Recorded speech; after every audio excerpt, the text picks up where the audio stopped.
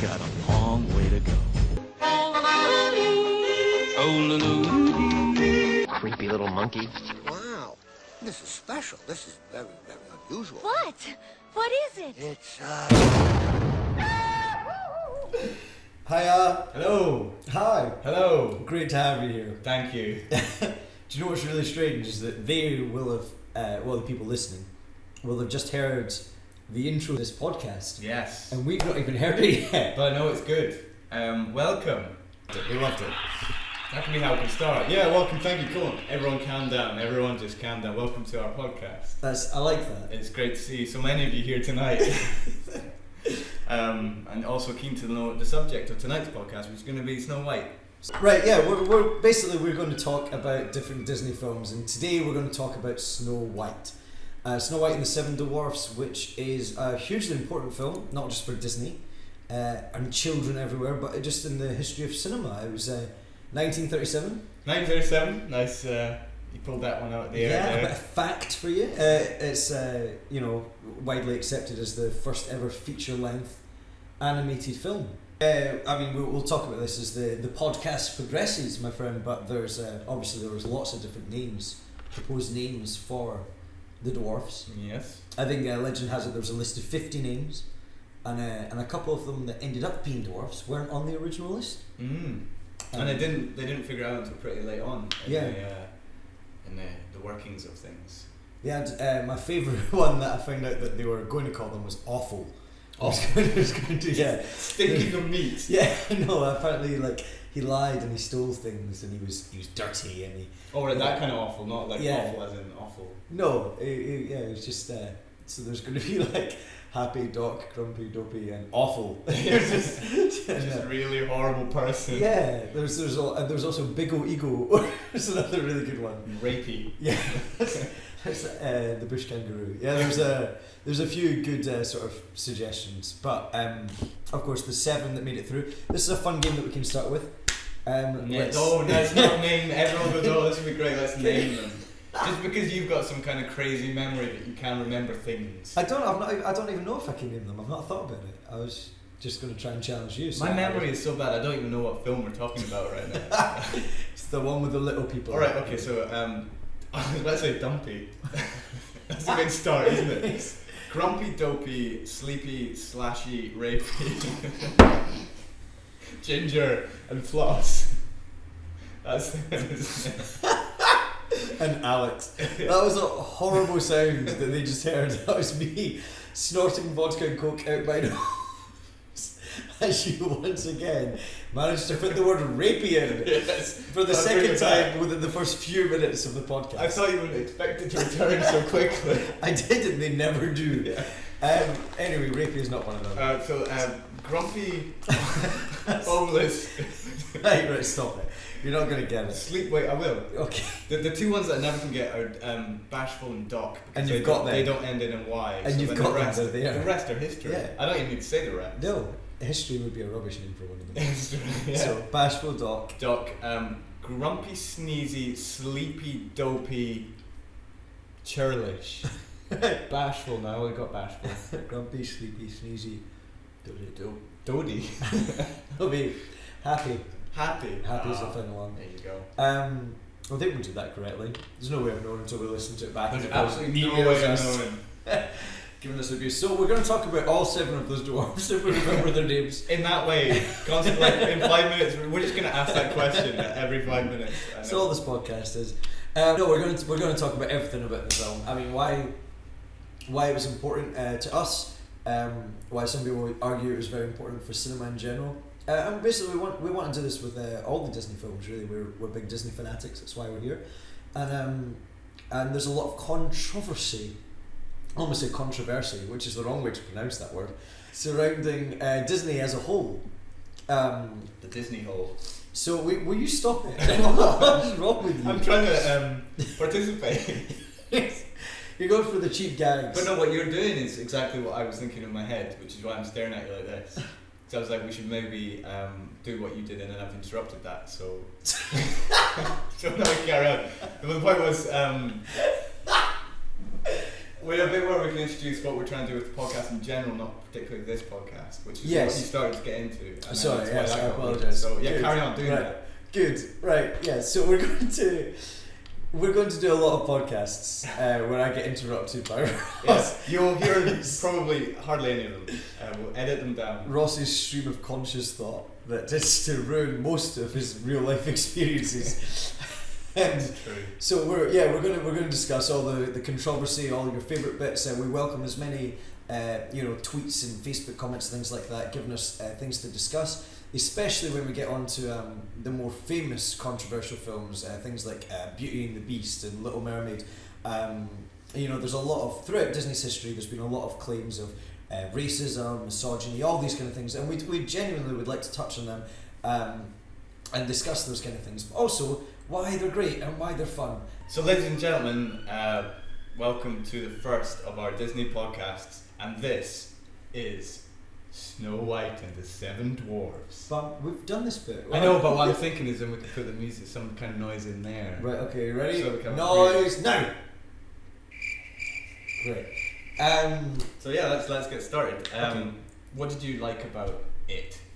About Snow White and the Seven Dwarfs. Yes. Or what didn't you like? Tell me, who are you? I really liked the fact that the animation, as much as we've progressed over the years, it was still of a hugely high standard, and it's incredible to think that this is almost 100 years old. Really, I mean, without being too dramatic about it. Well, I can't do math, so I'm going to just assume you're right there. Well, it was in the 20th century. We're now in the 21st, so that's about as simple as it can make that work. It's really, really old. 1937. It was a long, long time ago. And although a lot has changed, the accomplishment of doing a feature-length animation, I mean, at the time was hugely appreciated. Although many insiders thought it was going to be a flop. I think they called it the Disney Folly, didn't they? That was the kind of... Yeah, so Disney is Disney because originally it was his drive and his motivation, and he started out in like a basement or something, like a garage or something, and then he kept pushing, and even he lost faith during Snow White, I think, at one point, and he was like, what am I doing? Well, yeah, I mean, it had never been done. It was so groundbreaking, and that's what makes it so special. I mean, it absolutely broke the mold in every way, shape and form. It was also... I mean, it was the first to do a lot of things. It was the first to have a soundtrack recording. Like, you could just buy the soundtrack for the film. And obviously Disney over the years has become very famous for the music that was in its animated features, and this being no exception. And you notice when we were listening to it that her voice is very warbly. Was that the word you used? That's nice. A bit more. Well, I think that was really good. Yeah, so that was Whistle While You Work, if you didn't recognise it. Pub style. Yeah, so very, obviously, again, another just sort of change in the times. So there was a lot of good music in it, but it was a little bit old fashioned. There was a lot of things that were sort of off its time. Yeah. Before that, soundtracks and films, that's because they're like, oh yeah, we'll put out this or something. I mean, Charlie Chaplin used to write all his own stuff on piano and stuff. Yeah.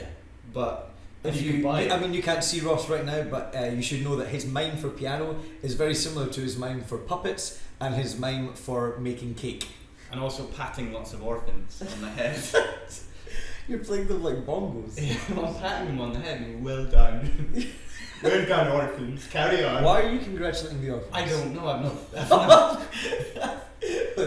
Listen, everyone in the orphanage. I don't know how you would address an orphanage. Listen, orphans, you've done really well in your efforts to land on the moon. We're all very proud of you, and to congratulate you, here's Ross. He's going to pat you on the head without knowing why, aggressively. Yeah, which makes everyone think of pianos and puppets. Anyway, yeah. You're Charlie Chaplin? Oh yeah, so yeah, he would write his own music and stuff like that. So obviously, yeah, people were knowing how important music was to the film, but to that extent and to such a film that is for kids, but adults can go to it and be amazed by the artistry of it as well. I mean, that's a huge thing that will come up several times, I imagine, in people's controversy section for other films, which is the idea of it being for kids or being for adults or both. I mean, Disney has made a career made a legacy out of creating films for the whole family, as it said, or everyone to watch basically. And I think it's hugely admirable that over the last 80 years they've managed to maintain that, even though tastes have changed and standards have changed. I mean, you say it's a film for kids, and obviously now it's it's not challenging or offensive or scary or anything. But at the time, a lot of people thought that it was really scary. Well, it's too scary for kids. I think if you're 3 years old, it's still scary, or if you're 5 years old. I mean, if you put yourself back, like the actual the picture and the stuff that they do on the screen, I'd reckon is as powerful as it was back then for kids. And for me, I'm not biased, because I did watch it when I was a child, and I did back in the 30s. Yeah, when I was a young go-getter. It's fantastic. I think it's one of these things that almost any Disney film, I'd quite happily show to a small child, maybe my orphans, after I pat them all on the head, and show them a Disney film, and they will react exactly the same way that the first people who saw it did back in the days. It's the most bizarre, hypothetical story you've ever told me. I also use the phrase "the first people" as if we are the first. They came out of the cinema. We are the first. Back to reality, as the classic '90s hit once said. There was a lot of new things about it, and the music, as you rightly say, is one of them, and that did add to the atmosphere and the scariness of it overall. I mean, what did you think? I know you love this film, so I mean, you wrote down some things. I mean, I know many things. I don't know if you saw that over there. Yeah, I ended up just watching the film. We watched it and we wrote down some notes. Ross tends to write down absolute gibberish, so this should be interesting. I wrote Shrek there, though. You did write Shrek. I mean, everyone knows Shrek. Obviously, it's the first film ever to win the best animated feature. Can you believe that? That makes me slightly angry. I know, because you don't like Shrek, right? Well, it's not just that. I mean, that was recent. That was only 11 years ago, yeah? I don't know the maths. Well, it's 2012. I refuse to look at that screen. Okay, that's fine, yeah. But, yeah, I mean, after Snow White, and again, Disney were pretty much the only people putting out things, and it takes a while to put. So, obviously, when Snow White first came out, there was no need for an animated category. But it took that long? Did it genuinely take that long? Okay, so we'll leave it for now. Ross doesn't like Shrek, so there you go. The Academy disagree. But point is, it borrows. Fools that they are. It borrows from Snow White, which is why you've written down Shrek. Yeah, back to the point. That. You wrote I also wrote similar mood breakdown in Beast. Which is probably short for Beauty and the Beast. Yes. What do you mean mood breakdown? Absolutely no idea. You're right to complicate for yourself. Right, shall we go to some of the things I wrote? Yeah, please do. Well, I mean, it's not much better. Where does the film start again? What was the first scene? Do we start with the Queen, or do we start with the mirror or her? I think we start with the mirror. I think the first scene is... He's great, isn't he? The guy that The does mirror's that, fantastic. I've I read a little bit about how he was designed, and the artist apparently went in a bit of a huff. He spent ages trying to design it, and what he ended up doing was he folded a bit of paper in half and drew half the face, and then turned it over and drew the other half so they wouldn't perfectly match. Brilliant. Yeah, very, very, very clever. And then they added to that by doing smoke and fire and all that, and he was like, oh, what was the point of me doing that? He went in a bit of a huff. So yeah, I mean, obviously I've written down jealousy here. That was a huge theme. That's kind of that's the driving force for the antagonist of the witch, not witch. Sorry, the Queen. Yeah. Yes, the Queen. Or as I like to call them, witches. I've written down excitement first ever because I mean, when I was watching it, I was trying to get into the mindset of being there in the being 30s. one of the first. Being one of the first, the ones that were flipping cars. And Yeah, stuff. you go out, you can't process it because it's never happened before. So you just go out and go mental. It must have been so exciting, and also just to be a part of the process as well, to be part of Disney at that time, and know you were making history, not even just in a little way. Like at the time, it must have been, so glaringly obvious that what you were doing was incredible. There's a scene right at the beginning. I remember both of us in our mildly drunken stupor commented on when she's looking down into the wishing well. Yeah, and she would sing and it would reflect. Because the idea is if you sing into a wishing well and it echoes, then your wish will come true. And the shot was from beneath the water. It was beautifully shot, animated. and and again, just a little bit different. Just something that, I mean, like you say, animation had been done, but not like that. Yeah, not on a level of like this could be a film. Like as you mistakenly said the word shot. Shot, yeah, absolutely. But not for any reason other than it was shot. It was like directed. Yeah, amazingly. absolutely. It was Just similar to when computer games broke out of the side-scrolling 2D kind of thing, and suddenly they became cinematic. It was a huge jump. So I mean, the animation was incredible, especially in the 100. The next thing I wrote down is 7 men hyphen slut. Uh-oh. Now, this isn't something I think. This is just a popular opinion. Well, not opinion. One of those sort of comical put-downs that people do. That just dismiss it comically. But I think it's something that maybe should be addressed. Is there a sexual undertone to the fact that she goes and lives with 7 little men? I don't know. Do you notice any sexual tension between any of them? I don't think you do. One of the most famous jokes in it, I remember someone telling me it was a sexual thing, is when she's waking up in the bed. The noses. Yeah, the noses, and they all, each individually, the 7 dwarfs, they look up above the bed and their noses pop out over the top of the bed. And someone once told me that was meant to mean Willie.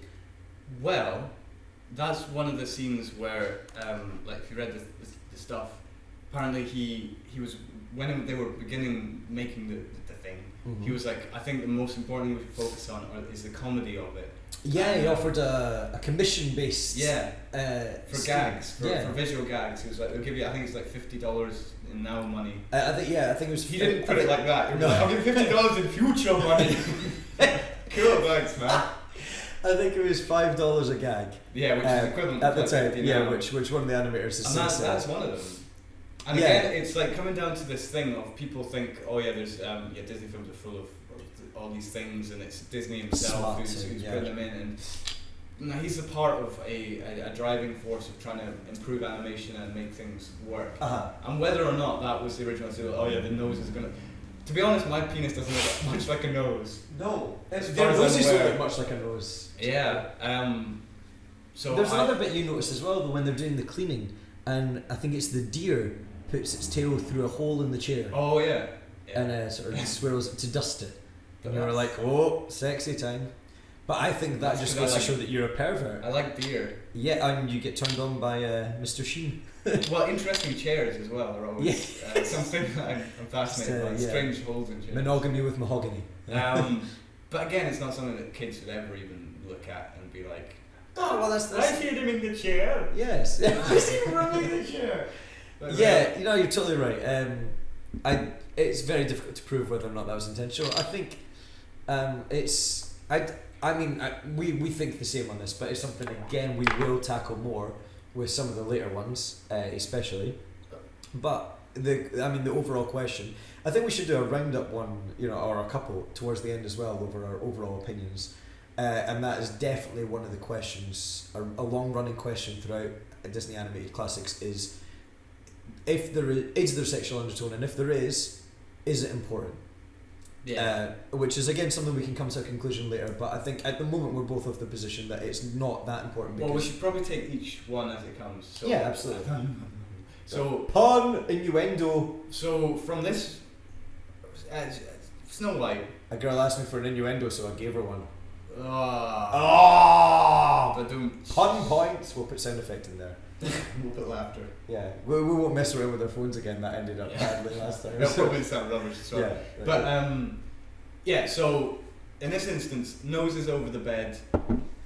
I don't think it's remotely sexual enough to be like, if you want to take that from it, then maybe that was kind of maybe someone was like, but it wasn't like they just went there and just like draped their cocks over there. Whacked a wee bit out. I think if nothing else, you can add it as a bonus joke. So I don't know, maybe. Again, difficult to tell because as much as we can research on the internet, we can't know what the general atmosphere was like in the 30s. It would be really interesting actually. What we should really do is find someone that is really old. Maybe honestly ask our grandparents or something Firebomb their house about what it was like at the time. Did people pick up on? I mean, because you always hear our parents talking about things like Scooby-Doo and Magic Roundabout and saying, "Oh, it was all innocent at the time." I really don't want to go to my grandparents and be like, "See that bit in Snow White? Did you get turned on? Did you think those were cocks?" Gran, what's happened to you, Gran? She's flatlining. How is she? Excuse me. Perhaps you can ask my gran. I'll ask yours. Okay. We swap. Yeah. Okay. But no, it would be very interesting to find out. I think that's the only way we'll know their intentions, is to know, because I think it's quite unlikely that they were just, lots of pervy men in the animation room.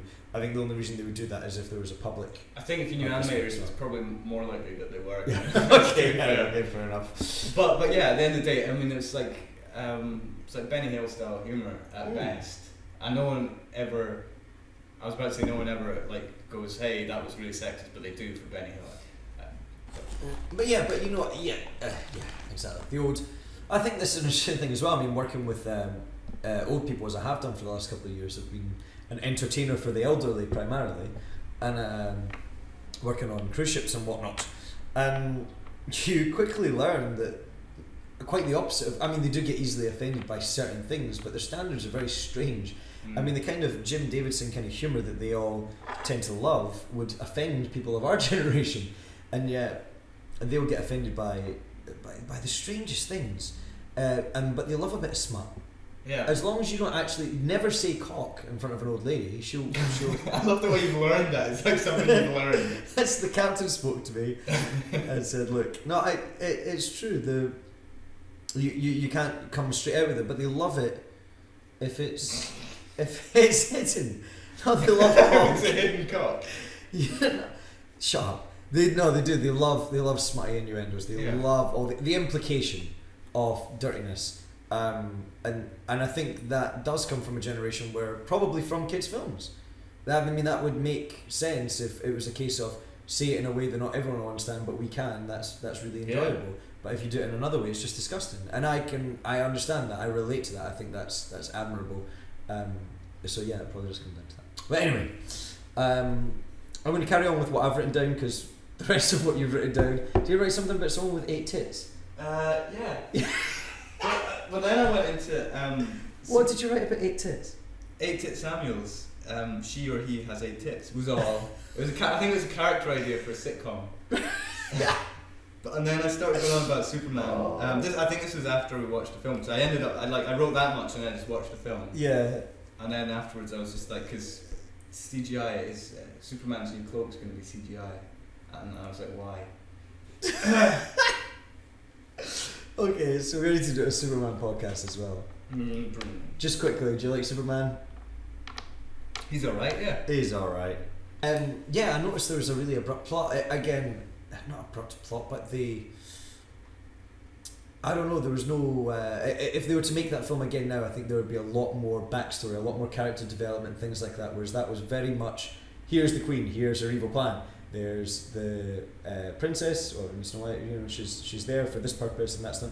The only bit that didn't have a direct purpose of pushing the plot was the comedy and the banter with the dwarfs. Well, I think that's the thing about it's the pacing. Yeah. It's like, yeah, exactly what you were saying. Boom, boom, boom, and then the comedy with the dwarfs, because they were trying to show so many things. Of course. About how they could animate, and then, as I said... But I mean, all that stuff with the Queen and the huntsman go out and kill her and bring back her heart in a box and all that stuff, and that's a hugely dramatic scene, and still, regarded as a pivotal point in the movie and all that stuff. And it was done. It's amazing actually how well they got all of that across, considering in this day and age you would never ever make a film like that abrupt. That none of his motivations were known. We knew nothing. We don't know his name or anything like that. We have no attachment to him, and yet you saw him as an evil person. He managed to have a change of heart and became a good guy. All with very limited dialogue and and nothing else really going on. It was quite incredible how much the story was done very, very quickly. That film to me was 70% banter with funny short men and 30% here's a scene to let you know what's happening next in the plot. Very quickly done. It was almost like get out of the way. But again, it still worked. And you're right. It's very unique the way it worked in that. I mean, it's not even actors. They don't bring out some old actor who's got this amazing face and he says 3 lines and you just go, wow, yeah, he means that. They actually had to animate the huntsman to do that kind of change of heart, and they had to make that believable within the grander scheme of things, and it worked so well. Incredible, yeah, and again, that's something that I think that Disney got really early on. I remember Alice in Wonderland being one of my favourite ones, which again, we will get onto, we will discuss. I love Alice. I'm really looking forward to that one actually, because it's definitely one of my favourites.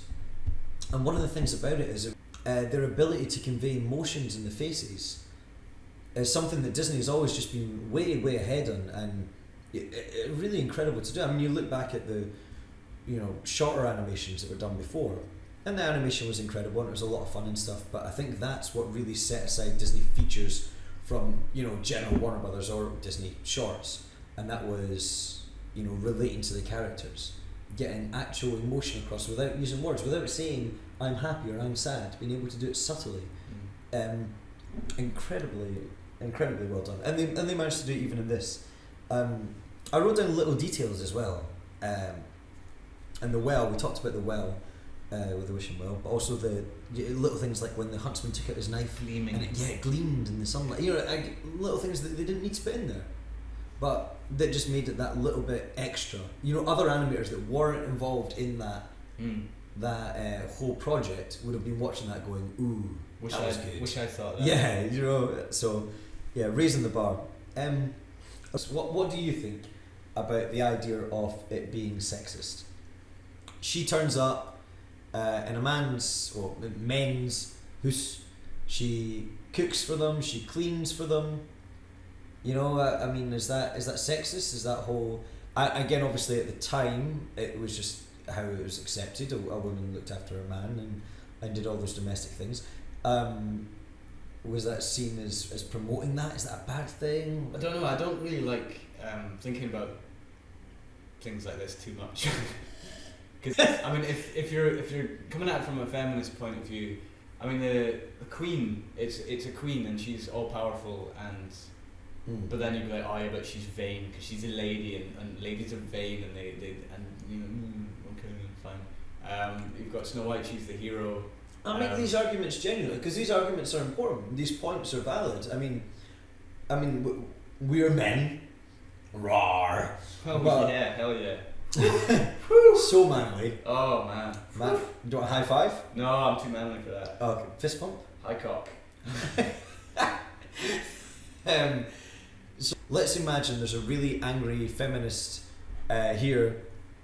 Let's take it to the extremes. Why not? I mean, from a very critical point of view, do you think it's a sexist film? Well, I don't think I can answer that because I'm not a woman. It's essentially what I'm saying. No, that's what we're saying. We can't suddenly look at it from another, because I think doesn't mean this. But if the film actually makes someone feel like a little girl actually comes out of the film and feels worse about themselves, or feels like it is enforcing all these things about, then obviously there is a problem. And if that is happening, then that's obviously happening. And there's no amount of me saying that's not a thing will make that go away for that little girl. No, you're right. So we should maybe get a special guest in at one point in the future, maybe a prominent one who is a woman who will be able to. I have a few feminist sort of friends, and a couple of them have commented on Facebook. So we'll get to Facebook comments in a minute, because most of the people who have contacted me have been women, and they have been on issues of sexism in Disney. So it must be a thing. That's my point, is that just because we don't acknowledge it, it just makes us horrible, silly, it really does, ignorant men. I like the little midget men. Yeah. When the girl in the pretty dress gets all banged up, it's nice. I think it's important that we do give our opinion on it as well. I mean, I think it's the fact that a woman is the villain, I don't think is too relevant, because that's quite cool, really. Yeah, there's a lot of bad men in Disney as well. And also, carrying on with the sex theme just for a moment, with the getting into the house and cooking and cleaning, this is something that was mentioned to me by one of my closer female friends, and she said that was a bit sexist. She comes in, she cooks and she cleans for them, and they can't take care of themselves. But I don't think that belittles women as much as it ridicules men at that point. And you used the word belittle as well, which is an extra little men pun point. So yeah, if you're gonna Unbelievable! Again, I can only look at this from my little pedestal in the sky where I stay, and nothing touches me like this.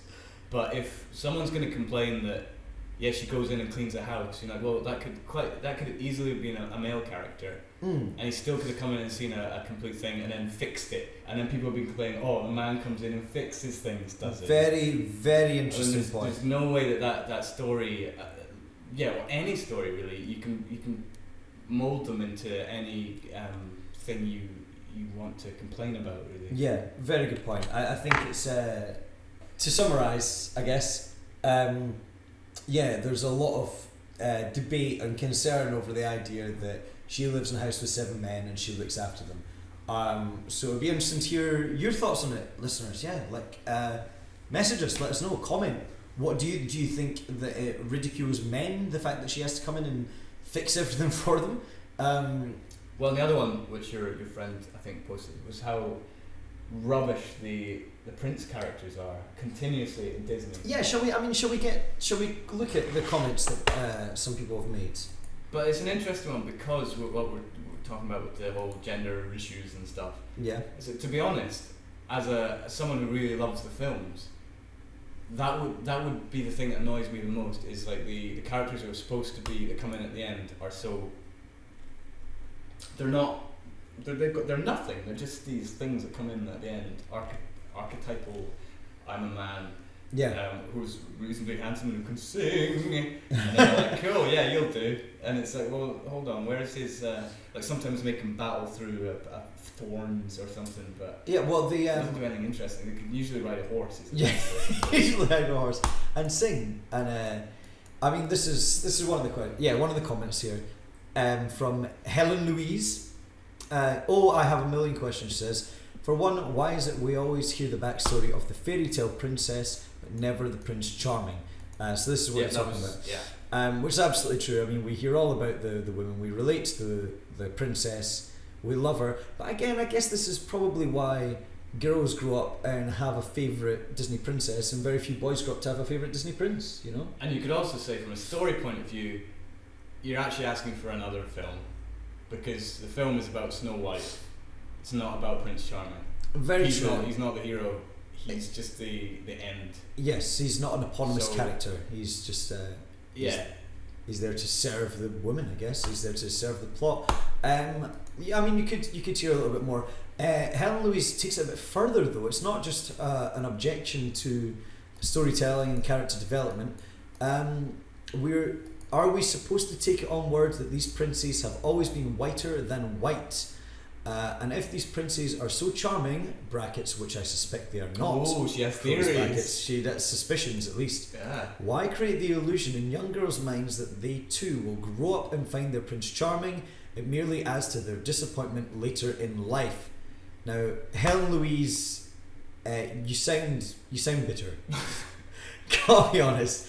It is an interesting point. That, I mean, obviously, not just with Prince Charming, but Disney is fantasy. I guess that would be my personal answer to it, is the idea that everything's wonderful and everything's lovely. Also, a very interesting point, but it is something that gets brought up a lot in my experience of talking about Disney, is people saying that is this sort of false expectations.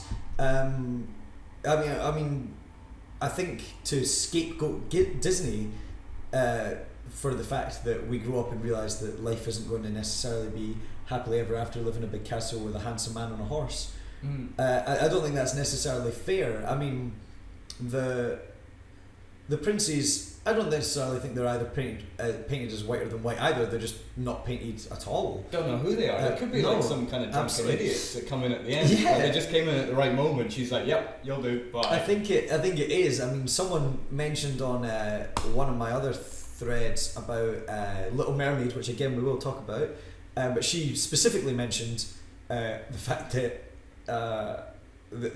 Ariel gives up everything to please a man, including her talent, which is her voice, which is a very good point. You know, I mean, that's not something that should be encouraged, or and I think that is the main concern, I guess, is that from a very critical sociological standpoint, young girls are brought up to believe that you should be wealthy and beautiful enough to attract a man that rides a horse and can sing. Well, I think Little Mermaid especially is something we will be talking about this again. We'll probably cut a lot of this out because we're gonna come back to it, or maybe we won't. Oh, see. But yeah, that one's like, I think they do courses on it in universities about its power, like, and people just being like, this is horrible. Why are we? Well, yeah, I mean, Little Mermaid is definitely one of the most interesting ones because the original fairy tale as well is quite different from the Disney version, and the original fairy tale was really grim, which we'll talk about when we reach it. And an obvious exception to the idea of the handsome man who can sing being the hero is Gaston in Beauty and the Beast, but then that obviously has a whole load of other misogynistic implications in it, which again I can't wait to discuss when we reach that. So yes, Alex asks, why are all the mothers of the princesses killed off? Which is something we spoke about briefly. Yeah. A lot of the Disney princesses' mothers are either killed off or just don't exist. They're non-existent. Yeah. Well, what we were saying earlier was it's kind of the worst thing for a child to have is, especially back in those days, it would have been, or at least society would have been like, whoa, where's your mum? They'd be like, but it also makes them more powerful as a character, that they've had to fend for themselves.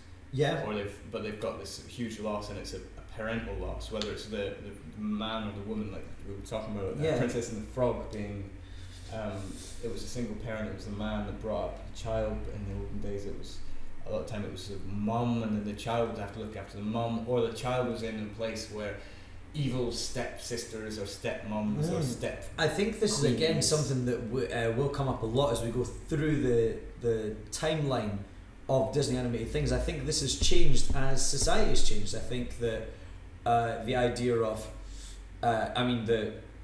the way the princes are, I think in the more modern films, the princes have really had to justify their existence a lot more. I think if you look over the last 20 years, there's been a lot more of the princes having to have a backstory and having to prove that they're worth, and also being a little bit vulnerable and not just being these images of perfection. And like you say, I think that's an image, a projection of society at the time, and I think Disney, in my opinion, should be commended on that fact. I think that's a very positive thing that they've moved for those times, including the family setup.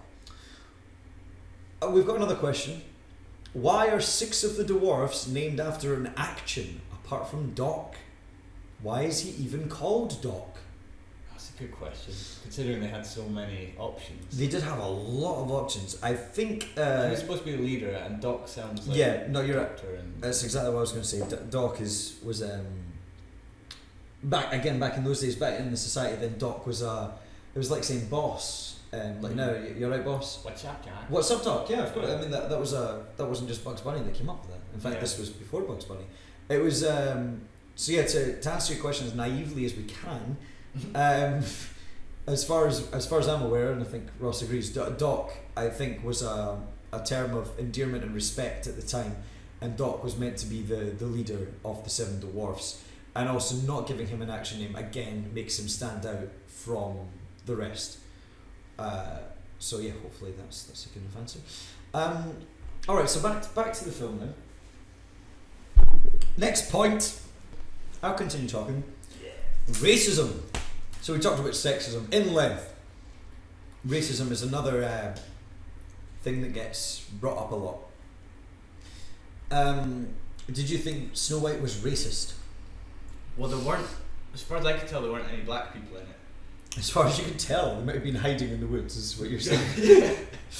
I don't really know. I mean, what's racist? Like, well, there was one bit that I wrote down that I remember being mildly racist, which was when Dopey has a symbol on his head and he gets hit and it turns more into a Chinese hat. Oh yeah, the Chinese bit. And he puts it. Yeah, it does the old Chinese racism. But again, that was the gag of that era was all the films were doing that. I can't kind of. Because you're not Chinese. So basically, whenever I ask you these, important questions, you're gonna go, "I'm not a woman. I'm not Chinese. I'm not black. I don't know." I live out of time. Like I can enjoy it, but I would be like, no, I can see how that could be a problem. I don't know. Yeah, it was. I mean, they were all doing it as jokes, so. Yeah, so it should be not. I guess I don't know. I mean, I grew up. I grew up playing basketball, which is very strange. So there's only a handful of black people in Scotland, and I knew them from playing basketball.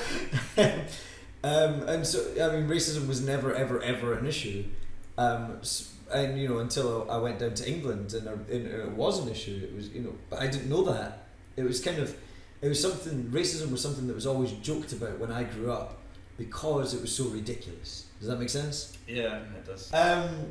She was pure as snow. The idea of racism is absolutely fascinating, and obviously the idea that a symbol gets hit and your eyes turn like you're Chinese is a stereotype, I guess. Well, it's an old joke. It's an old racist joke, and yes. I suppose the argument is.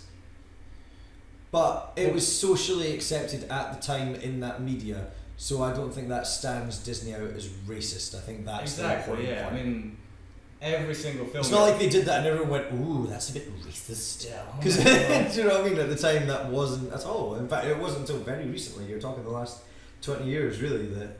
I mean, it probably was still racist back then, but it would have been perceived. It was socially accepted. Perceived differently, yeah. If we're going to talk about racism in Snow White, you linked me to a very famous piece of animation called Coal Black and the Seven Dwarfs. Seven, yeah. It's racist in itself, isn't it? Seven. Yeah. So there's Warner Brothers did a parody of the Snow White story called Coal Black.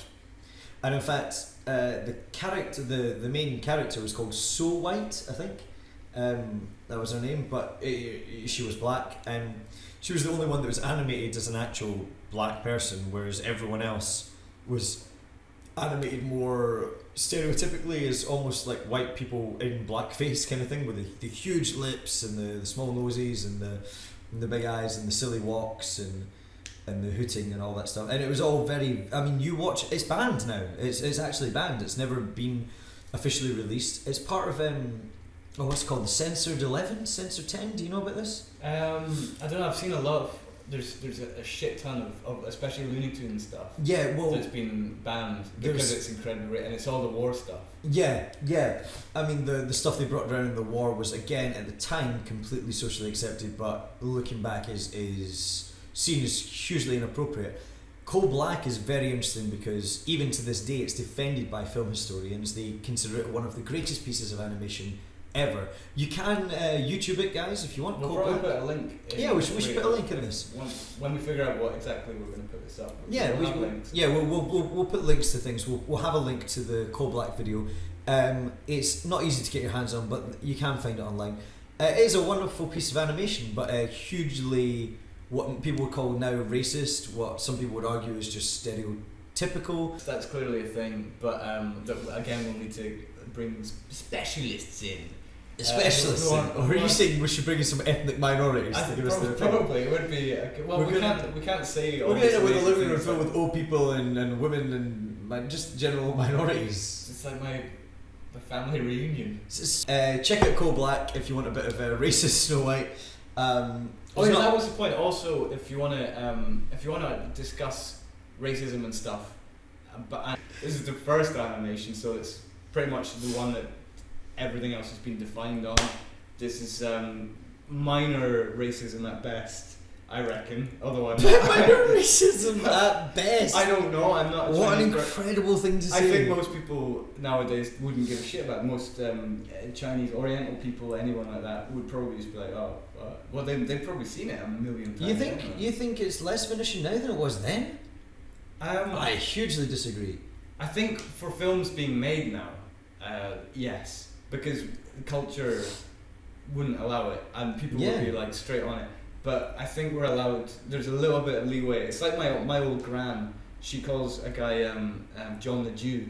Yeah. That lives down the road. Yeah. And I'm like, Granny. He is Jewish, right? You can't call people John the Jew. And she's like, but he's Jewish. I'm like, Yeah. yeah, but you can't make that his defining point. Yeah. And she's like, well, everyone did it, and that's what he's known as. It's like I've you've got Gay Chris or Fat Liz. Yeah, but then at the same time, I can hear my words, and it sounds like I'm like, yeah, but everyone was doing it, so it's fine. And yeah, well, that's a very sociological argument. We've hugely got off the point. We should bring it back. Point is, like you said, if you've got any links for us to sort of expose, or any opinions, just comment, just message, or send us YouTube links or anything like that. We will look into everything. And at the start of every podcast that we do from this point, we will review the last one as well, based on your feedback. Any points that you think we missed out or anything, we'd love to sort of make up for that and look into it. So yeah, we'll talk about the racism or the sexism or anything. I mean, we've done enough of that. But if you've got anything that you think we've missed, please let us know. Are we going to sum it up? Is that what we're going for now? Oh, I don't know. I think I thought you wanted to do a scene. Oh, we wanted to do a scene. You wanted to do a scene, right? We're going to do Ross directs, Ross Spielberg. Ross basically wants us to act out a scene from every Disney film that we discuss. Now, I don't know what's in his head for this, so I've decided to leave it to him. It's entirely on you. This is your section, my friend. You go. Well, based on the fact that we're audio, Yeah. I want you to do the Queen's death. You want me to do the Queen's death? Yeah.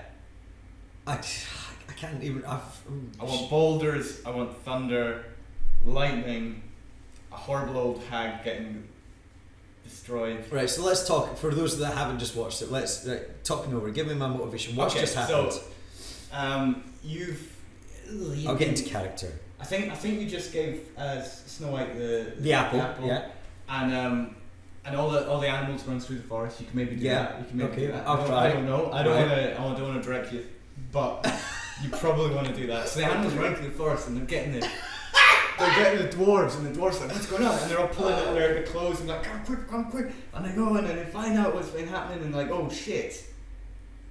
Yeah? You with me? Yeah. Okay. So like, oh shit, what the hell is going on? This woman who is not in any way racist or misogynist or any kind of weak state. I still respect woman, but she's down on the ground. What are we gonna do? And then they see the witch. She's running away like the little old woman that she is. Again, we respect her, but we will destroy her. So they chase after her, and there's the lightning and the rain and everything, and she starts laughing evilly. We could do that. Wait for it. We haven't started the scene yet. You have to do it. Come on. So she's laughing because she's found this kind of thing, like a stick. That's what I've got here. I'm actually holding up. He's miming a stick. So you're getting really excited. Yeah, it's great, isn't it? So a big boulder and a stick, and she's like, "Yeah, I'll destroy all these tiny men who I totally respect. I respect the tiny men, but I will kill them." So she lets this boulder go. There's lightning. Suddenly the boulder goes the other way because she doesn't watch Looney Tunes. It's not researched enough Wile E. Coyote because it's not been created yet. Exactly, yeah. So she gets crushed by her own boulder. Right. Thus to perish in the rain. So whenever you're ready. Wait. Ladies and gentlemen, the Miko Theatre presents that scene from Snow White and the Seven Dwarfs. I don't know how to describe it. That's because there's like 3 scenes mashed together. Who am I? Acting face. You're all of them. What are you doing? I thought I was going to let you just go with it. No, you've got to be some of the characters. Oh. Otherwise, it's just silly. I'll pull at your. I'll be the. You'll be the animals. Yeah. I don't know how I do that in vocal. Do a deer impression for me now. Wait, what kind of deer? The kind of deer that's in Snow White. What the fuck? Okay, right. So what do you want me to start? I'll be the turtle. You'll be the. Oh, you love the turtle. We didn't talk about the turtle. There's an anthropomorphic turtle. So okay, ladies and gentlemen, the Miko Theatre presents that scene from Snow White and the Seven Dwarfs. I don't know what you want from me. Sorry, you can't see this right now, but he's creeping up on me and pretending to be a deer. I'm the turtle. Oh, you're the turtle. Sorry. I'm running away. Wait, what are you doing? I'm running away. Okay. I give that away with my. Who are you? I'm the witch. Oh right. Oh okay. Oh, Oh no. So I'm gonna be all the dwarves. Are you gonna be the dwarves? Well, who was I meant to be? I thought we were gonna do the thing where I went and got the dwarves and then. Okay, we do that then. Okay. You got right. So we're here. I'm a dwarf. Okay, that's what you do. I was going to be playing with diamonds, but I ended up just clapping. Should maybe do those. Dwarves! Yes! Dwarves! Yes, turtle! Dwarves! Strange talking turtle. I respect you for your size. Dwarves! And we judge you not for your delicious soup making potential. However, there is a lady who we also respect. Equally, if not more. Which one? The one that looks not like a turtle but cleans all the time. Snowwhite! She has fallen on the floor for eating fruit. We love Snowwhite. Well, she fell on the floor for eating fruit. Okay, so do you want us to help her? Well, we saw this crazy bitch.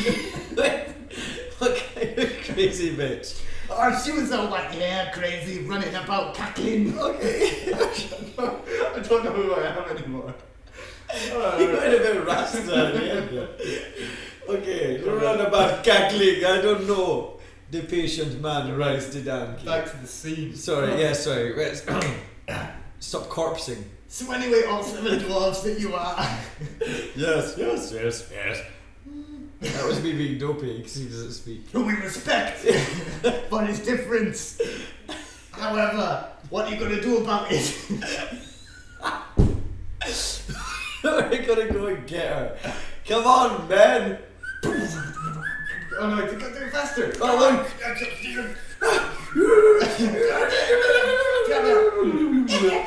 found a big boulder. I thought you wanted me to be the witch. Oh yeah, that's true. Oh, you go. There's the witch. Should we have an evil cackle off to see who's you'll win. better equipped? That was pretty good. No, that was. I can't do that cackling though. We'll do what you did there. That's pretty good. Don't know if I can do it. I've never tried before. My one before was good, and you cut me off. Sorry, You're like, not I yet. got confused. This is we don't write this, people. I don't know if you've noticed. But this is spontaneous. So should I try? Go for it. Copper plated kettle, copper plate. Is that good? You're the witch. Okay, cool. So there's no witch. She's But the she witch. turns into a queen. She's a queen. She's the queen. She turns into a crazy old beggar. I think she turns into a witch. It's not a witch. It's not a broomstick or a pointy nose. Well, she's got a big warty nose, kind of thing, but Yeah, and she's got a magic apple. which all witches have. Anyway, point is, I'm a. Yeah. Whoa, that big old crazy bitch standing up there with that wily coyote boulder. What's she gonna do? I don't know who I am. I think this is the deer. I think this is the voice of the deer. Whoa, that bitch be crazy.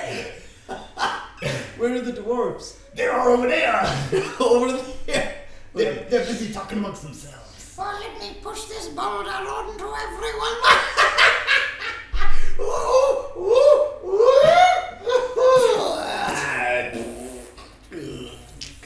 You've got to defecate when you get crushed by a boulder.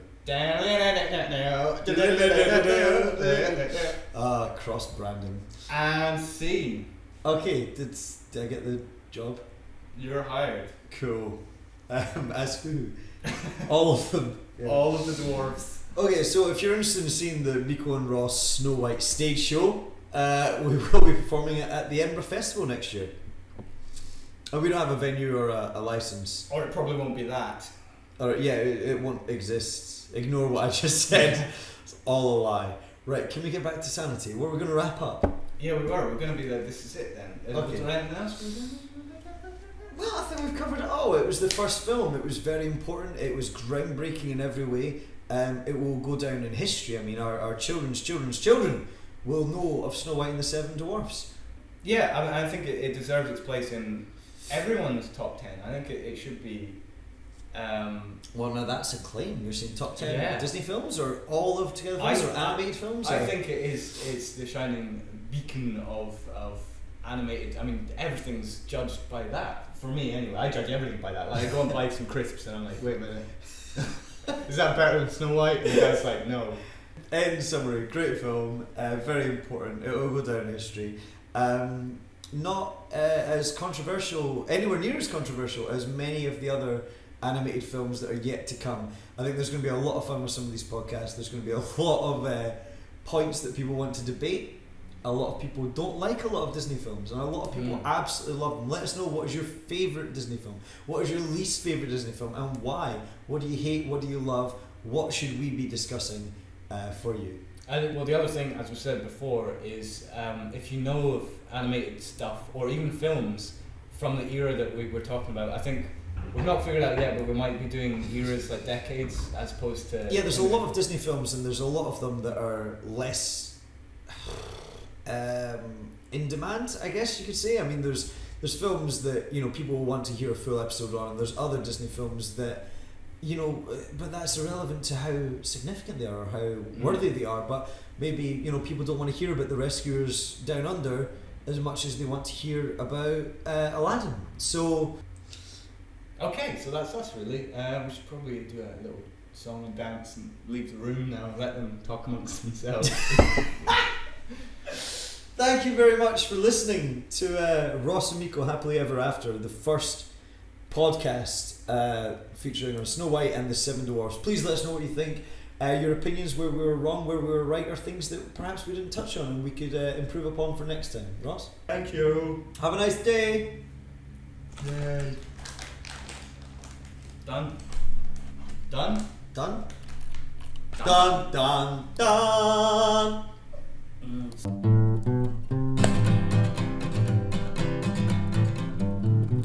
His name's Ross, and his name is Miko. it's really great that you knew when to come in there. Alright, thanks. Hi Alex, How you doing? do you want to be part of our theme tune? Since you're wearing trousers.